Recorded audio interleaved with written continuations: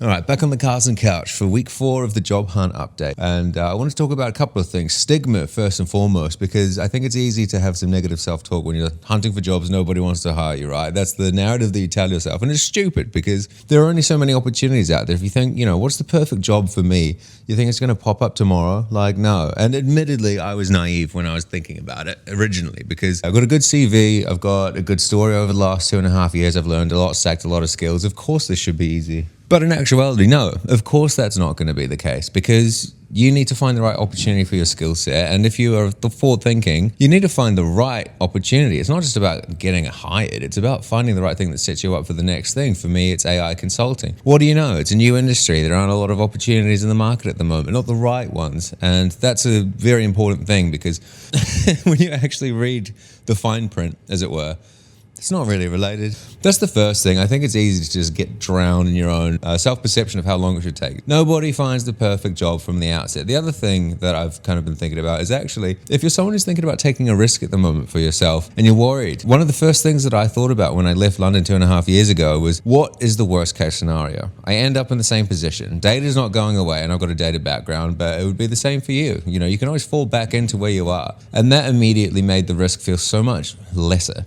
And that's a really key thing to think about when you're weighing up the pros and the cons of doing something for yourself, placing a bet on yourself. It's not scary in the grand scheme of things. If you go 2.5 years into the future and just basically press play on where you were at, yes, obviously there's going to be a little bit of a hunt in the middle there, but it's minor. It's a minor thing. And then you've got to think about, well, what if I didn't go and take that risk?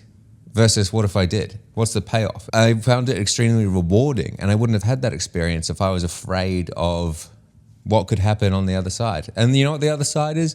It's a 4-week job hunt. So 2 things. Don't freak out about it if it's taken a little bit longer than it feels like it should. The right job is out there, of course it is. And then the other thing is, if you want to take a risk, depending on how you feel about your situation, that's not actually a very bad place to be.